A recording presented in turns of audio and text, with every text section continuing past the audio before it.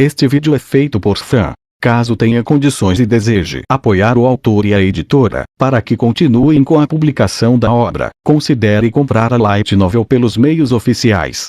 Capítulo 7. Mito da família. Isso mesmo, aquela era a 50ª vez que Estia não havia conseguido recrutar um novo membro para sua família. Contudo, Estia por fim avistou uma pequena e solitária figura. Tomando-a pelas dimensões de seu corpo, a mesma parecia pertencer à raça humana. Um garoto de cabelos prateados que, assim como Estia, também aparentava estar deprimido. Ele parecia vagar sem rumo pela rua. Estia interessou-se por ele e decidiu segui-lo. Com o intuito de se manter incógnita, procurando reduzir ao mínimo os ruídos emitidos, a deusa manteve certa distância de seu alvo enquanto movia-se pelas sombras dos edifícios, fazendo o mínimo de barulho possível a cada passo que ele dava. E ela corria atrás dele. Aparentemente, o garoto desejava ingressar em alguma família. Quando bateu à porta de uma família, ele, sem sequer ser convidado a entrar, recebeu uma negativa imediata. Tendo como base as contas de Estia, 10 famílias já haviam recusado suas solicitações. Após tantas rejeições, o jovem sentou-se desanimado. Enquanto seu olhar vagava pelos vários pedestres que transitavam, ele também procurava por um lugar a qual pertencer.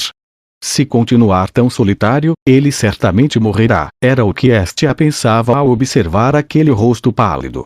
Ei, você aí! Esse beco é perigoso, é melhor não entrar nele.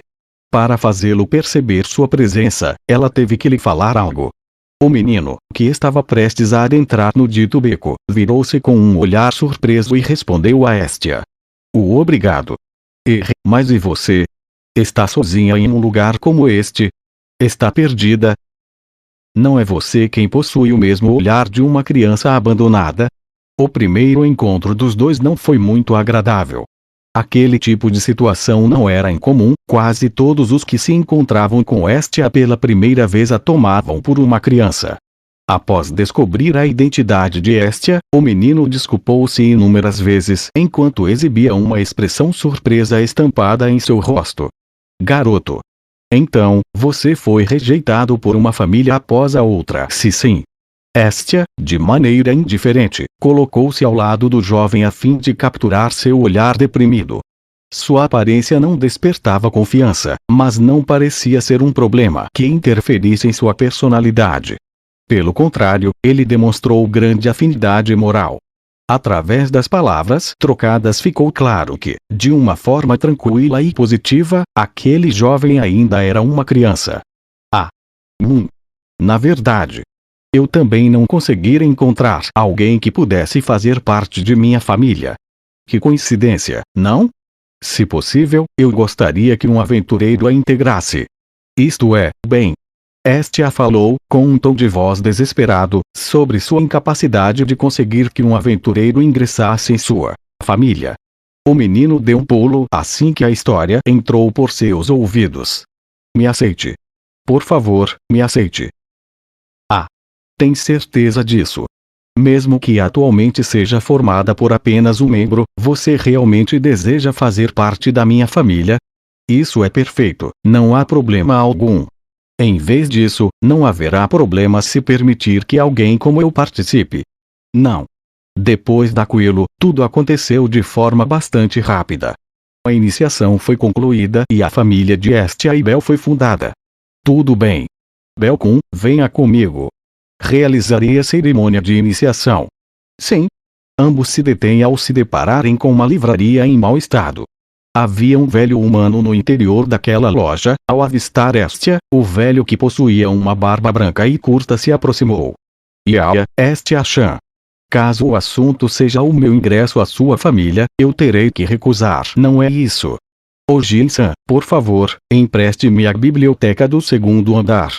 Sim, eu a emprestarei. Contudo, caso retire algum livro, o devolva ao seu lugar de origem. Ela subiu correndo pelas escadas. Enquanto puxava a mão de Bel, o cheiro de madeira velha preenchia todo o local.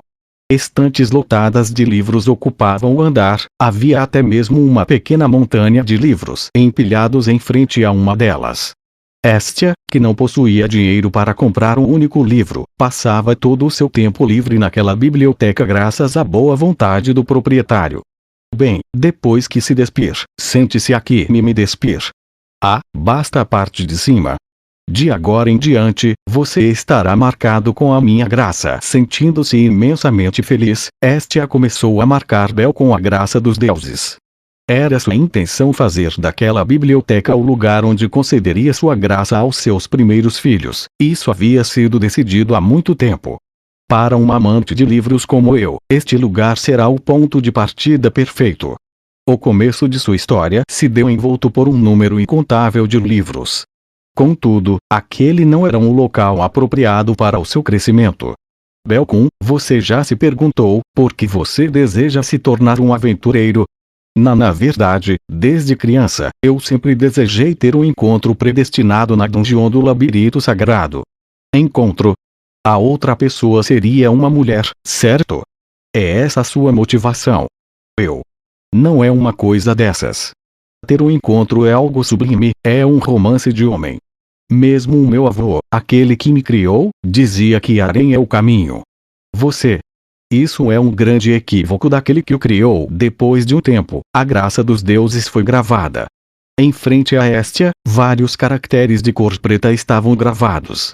Estia acariciou Bel e os caracteres recém-escritos em suas costas. Era algo semelhante às páginas de um livro antigo, com uma enumeração dos caracteres sagrados.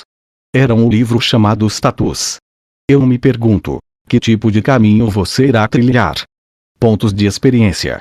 Espaço onde toda a experiência acumulada será exibida, por assim dizer, é um recorde para aqueles que receberam a graça.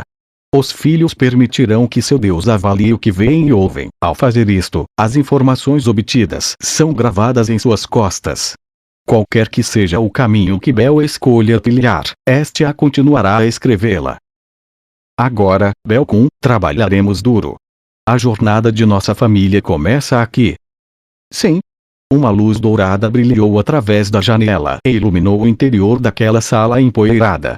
Naquela sala apertada, a imensidão de livros pareceu abençoar o começo de uma nova história. Um espaço vazio foi gravado nas costas de Bel. Vendo aquilo, Estia sorriu. Agora, o seu destino será escrito por suas próprias mãos. Uma história levada a cabo por seus próprios filhos.